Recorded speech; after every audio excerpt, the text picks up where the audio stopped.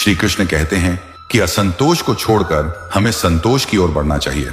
संतोष का मतलब यह नहीं है कि हम किसी चीज की इच्छा ना करें, बल्कि इसका अर्थ है जो हमारे पास है उसे पूरी तरह से स्वीकारना और उसका आभार व्यक्त करना। जब हम अपने वर्तमान में संतुष्ट रहते हैं तो हम अपने जीवन की छोटी छोटी खुशियों को महसूस कर सकते हैं।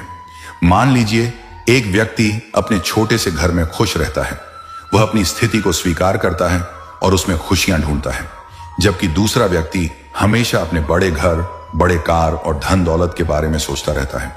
वह कभी संतुष्ट नहीं होता, चाहे उसके पास कितनी भी संपत्ति हो। उसकी आत्मा में शांति नहीं रहती क्योंकि उसका मन हमेशा अधिक पाने की इच्छा करता है। वहीं संतुष्ट व्यक्ति के मन में शांति और संतुलन होता है और उसका जीवन अधिक शांतिपूर्ण होता है।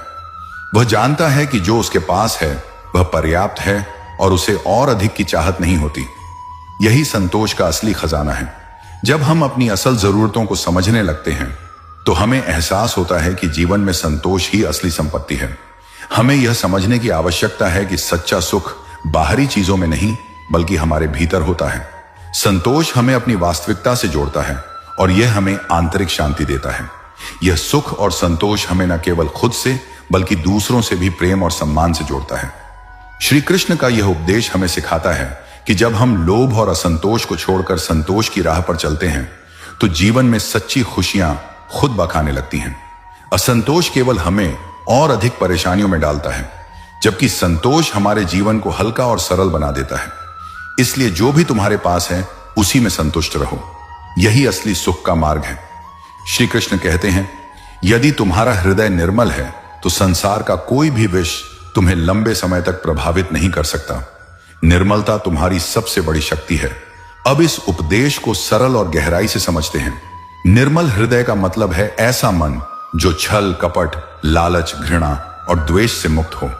जब किसी के मन में इन नकारात्मक भावनाओं का स्थान नहीं होता तो उसका भीतर हमेशा शांत और स्थिर रहता है और यही आंतरिक शांति उसे हर तरह की विपरीत परिस्थिति और मानसिक जहर से बचाती है। देखिए, विष केवल जहर की बोतल में ही नहीं होता, यह शब्दों में भी होता है, व्यवहार में भी और परिस्थितियों में भी। जब लोग आपके बारे में बुरा कहते हैं, आपके साथ अन्याय करते हैं या आपको नीचा दिखाने की कोशिश करते हैं, यह सब मानसिक विष है। लेकिन अगर आपका हृदय निर्मल है तो यह विष आपको भीतर तक प्रभावित नहीं कर सकता। यह आपके दरवाजे पर दस्तक देगा पर आपके मन के भीतर प्रवेश नहीं कर पाएगा। एक उदाहरण से समझिए, साफ पानी में गंदगी डालने पर पानी तुरंत गंदा हो जाता है, लेकिन अगर पानी बह रहा है तो गंदगी टिक नहीं पाती। निर्मल हृदय भी ऐसे ही बहते पानी जैसा है।